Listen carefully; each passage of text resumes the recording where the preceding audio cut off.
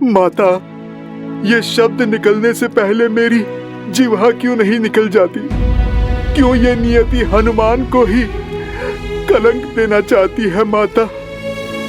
न जाने अयोध्या का ये कैसा दुर्भाग्य है, न जाने ये भाग्य सदा आपकी ही परीक्षा लेने के लिए क्यों आतुर है। बस इतनी सी बात, इसमें रोने की क्या आवश्यकता है? परीक्षा तो मेरी नियति में लिखी है, और जो नियति में लिखा है वो तो होना ही है।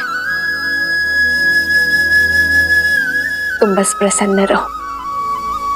सूर्य वंश में सुख का सूर्य चमक रहा है, सब शुभ हो रहा है हनुमान।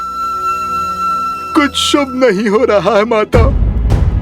जो उचित था वो भी अनुचित हो गया। आज तक राम काज के सुख और संतुष्टि की अनुभूति की है इस सेवक ने माता, किंतु आज ये राम काज पाप सा प्रतीत हो रहा है मुझे माता। हनुमान हो तो राम काज में कोई बाधा नहीं आनी चाहिए। कहो हनुमान, श्री राम ने तुम्हें क्या कार्य सौंपा है?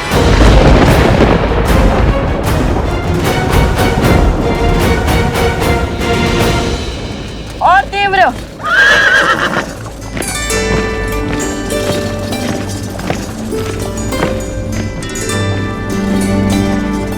कुश, क्या हुआ?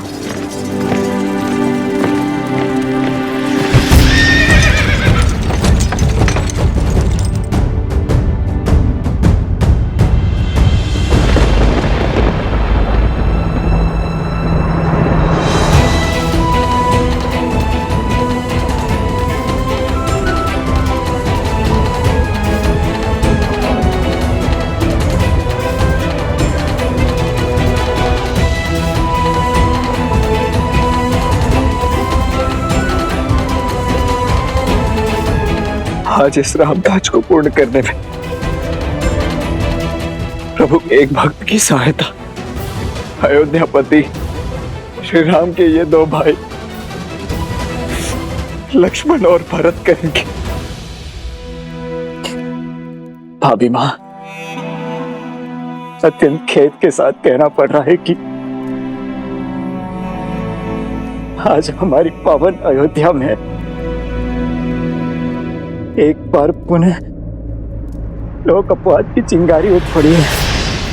क्या?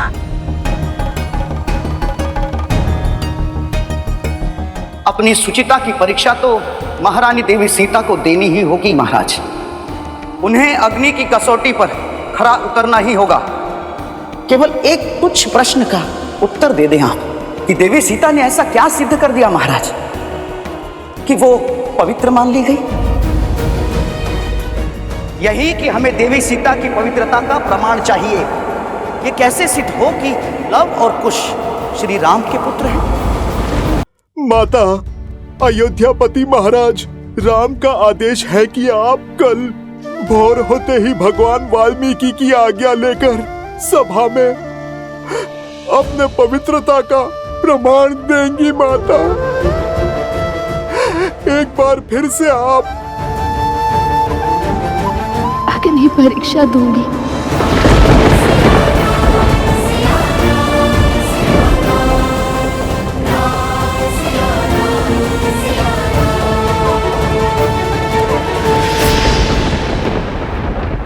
निकालो जोर से, और जोर लगाओ।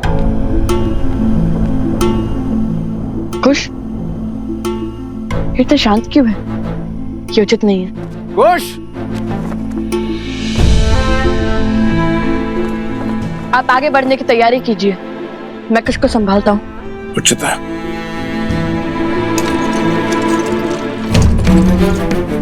कुश, कुश रुको, इतनी शीघ्रता क्यों हो रही है तुम्हें अयोध्या जाने की? कुश, कुश क्या हुआ तुम्हें बताओगे? नहीं पता भैया। तो जब नहीं जानते तो फिर ये सब क्यों? वही तो समझ नहीं आ रहा। बस मन घबरा सा रहा है। मन कर रहा है शीघ्र माता के पास पहुंच जाए। लगता है अवश्य हमारी माता किसी संकट में है। शांत हो जाओ कुश। सूर्य ढलने को है। अंधकार में यदि वन पार करोगे तो तुम्हें माता तक नहीं, माता को तुम तक पहुंचना होगा। कई बार जब हमारे स्वप्न सत्य में पूर्ण होने लगते हैं तो मन में भय का भाव उत्पन्न होने लगता है, बिल्कुल वैसे ही जैसे भोर होने से पहले अंधकार तीव्र हो जाता है और तुम्हारा मन भी उसी भाव से भरा है। कुश, मेरी बात मानो, सहज हो जाओ। तुम जैसे सोच रहे हो वैसा कुछ नहीं है।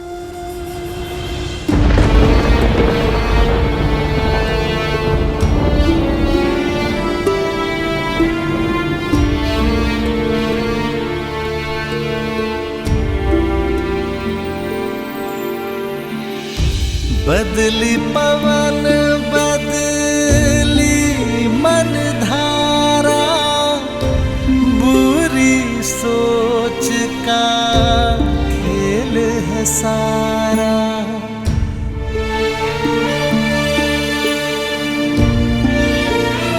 आप सब प्रस्थान कीजिए, मेरे ध्यान का समय हो चुका।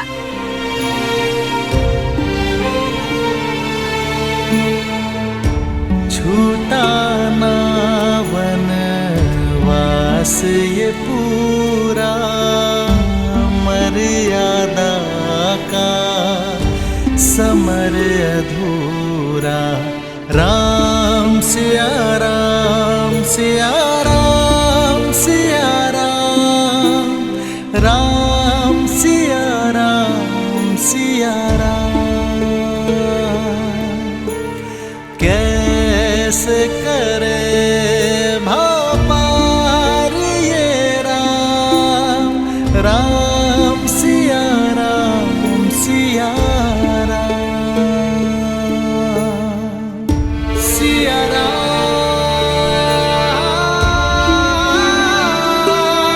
सिया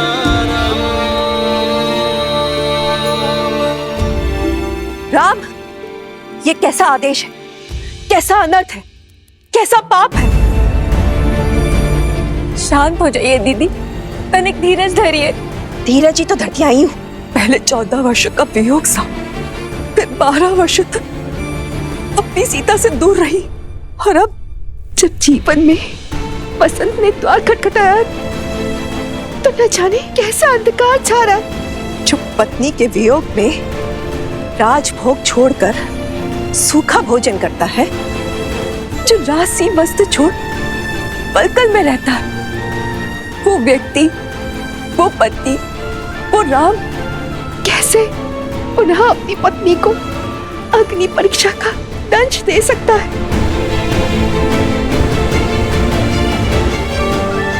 पुत्र, सीता किसी कसौटी पर परीक्षा नहीं देगी। कह दो, उसे अपनी पवित्रता का प्रमाण नहीं देना होगा।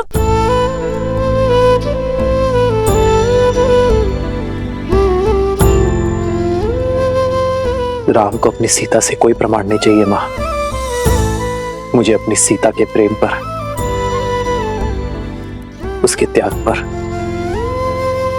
उसके समर्पण पर पूरा विश्वास है, और मेरी सीता को मेरे निर्णय पर। किंतु अयोध्या की महारानी होने के नाते उसे प्रजा की कसौटी पर खरा उतरना होगा ना।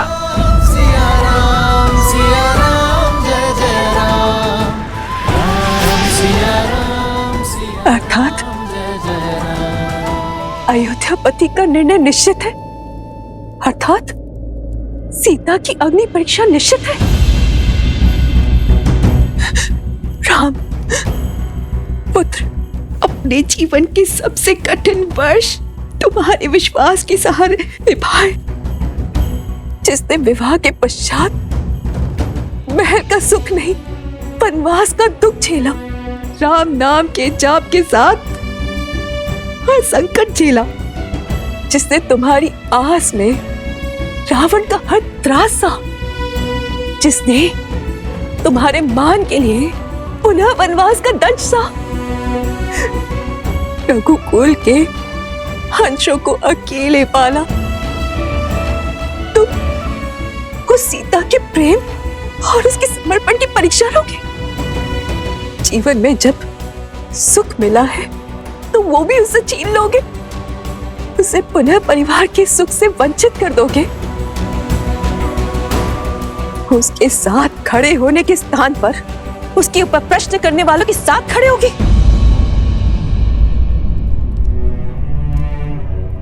नियति के इस घटनाक्रम में सीता का क्या दोष है पुत्र?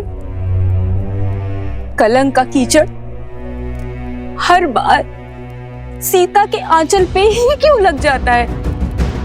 उन लालचनों का उत्तर देने के स्थान पर तुम उन लोगों के साथ जाकर खड़े हो गए हो जो सीता पर प्रश्न उठा रहे हैं।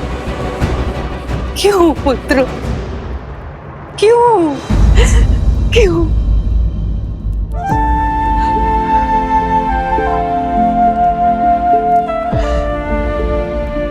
बैठी मां।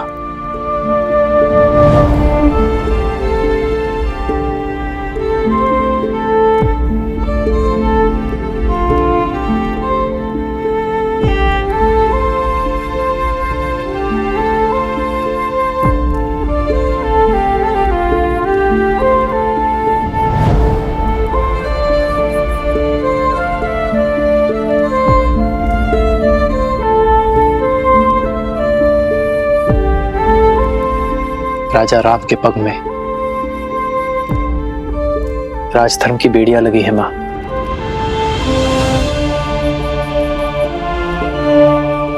एक राजा की विडंबना राजमाता ही नहीं समझेगी तो और कौन समझेगा? अयोध्या की महारानी रही हैं हम। इस सिंहासन की मर्यादा, इस मुकुट का मान आप भली भांति जानती है। जो कुछ भी मैंने सभा में कहा वो एक पति की भावनाएं नहीं थी, एक राजा का वचन था, अयोध्या के सिंहासन का मान था, अयोध्या के सिंहासन का सम्मान था। राम अपनी सीता से केवल प्रेम ही नहीं, विश्वास के सूत्र से भी बंधा है।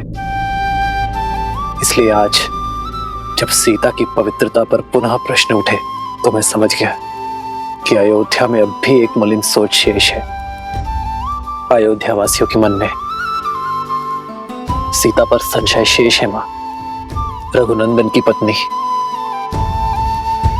रघुकुल की पुत्रवधू और महारानी होने के नाते मैं ये चाहता हूं कि उसके चरित्र पर किसी भी प्रकार का कलंक न लगे, उस पर किसी भी प्रकार का लांछन न लगे मां। बस इसीलिए मैंने ये निर्णय लिया। राम, राजधर्म की परिभाषा तो आप ही से सीखी है ना मां। वो राजधर्म कि एक राजा का कर्तव्य है प्रजा की उत्सुकता का स्पष्टीकरण देना होता है, ना कि उनके प्रश्नों पर दमन करना।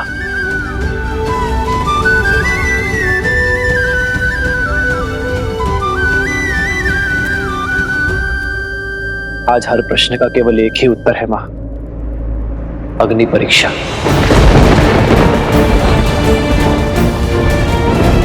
ताकि फिर कभी मेरी सीता के चरित्र पर कोई उंगली ना उठा सके, उसकी शुचिता को कोई मलिन ना कर सके। और जब इस राजभवन में मेरी सीता पुनः लौटाएगी ना मां,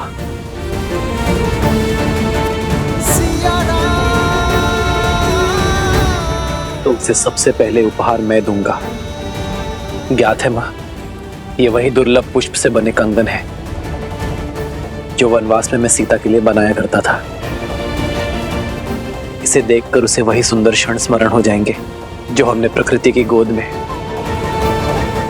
संसार से दूर बिताए थे। और यदि इस बार सीता टूटी तो, यदि इस बार सीता स्वयं को समेट नहीं पाई तो?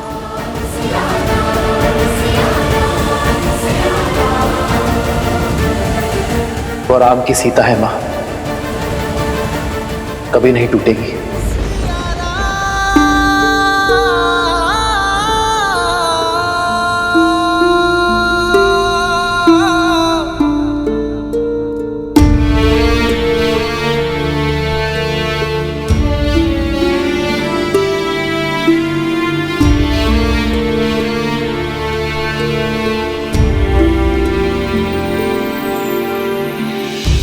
राम सिया का बुध बंधन त्याग से करते पाप का मर्दन। जग काजे फिर अग्नि परीक्षा सिया देश दिए रघुनंदन। बिखरे राम है पीड़िता सीता कैसे धर्म का युद्ध जाए जीता। नारी दे क्यों हर बलिदान कब होगा ये रोग निदान।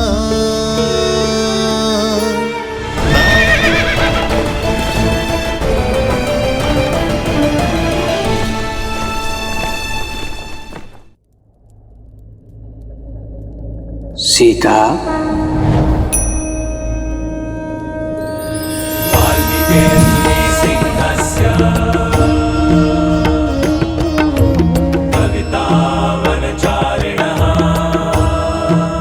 प्रणाम भगवान वाल्मीकि। श्री राम के आदेश के पीछे का कारण समझती हूँ मैं ऋषिवर। महाधर्म के अनुसार प्रजा राजा की सबसे पहली प्राथमिकता होती है और उन्होंने उसी धर्म का पालन किया है। मुझे अपने श्री राम पर पूर्ण विश्वास है, परंतु आज मन की शांति अशांति में बदल रही है। भगवान, मेरे हृदय में अनगिनत प्रश्न उठ रहे हैं। हे भगवान, मुझे इस दुविधा का हल बताइए, मेरा मार्गदर्शन कीजिए। नियति के इस लेख, भाग्य के इस मोड़, जीवन के इस क्षण में मुझे क्या करना चाहिए, बताइए भगवान। ये मैं नहीं बता सकता सीता। ये जीवन तुम्हारा था, यात्रा तुम्हारी, इस पथ का चयन भी स्वयं तुम ही ने किया था, इसलिए इसका निर्णय भी केवल तुम्हारा ही होगा। ये समय, ये स्थिति, ये घड़ी विकट है, परंतु इस दुविधा से स्वयं तुम्हें ही पार पाना होगा सीता। एक महारानी का धर्म अपने सिंहासन की मान मर्यादा रखने की गुहार करता है। ये धर्म परीक्षा को उचित ठहराता है, तो दे दो परीक्षा, कर दो स्वयं को पवित्र सिद्ध, रोक दो स्वयं पर उठने वाले हर प्रश्न को। और एक पत्नी का धर्म कहता है कि सदैव पति के निर्णय का समर्थन करो। उसके नाते तुम्हें पवित्र सिद्ध करने के इस संघर्ष में तुम्हें अपने पति की सहायक बनना होगा, बाधा नहीं। किंतु आज मैं यहाँ न एक पत्नी के लिए आया हूँ, ना महारानी के लिए। मैं तो केवल एक स्त्री के लिए आया हूँ, सीता के लिए आया हूँ। पत्नी और महारानी का धर्म अपने स्थान पर है, परंतु एक स्त्री के धर्म का क्या, उसके कर्तव्य का क्या, ये निर्णय तुम्हें स्वयं करना होगा सीता। और हर अधर्म को धर्म में बदलने का दायित्व तुम्हारा है सीता।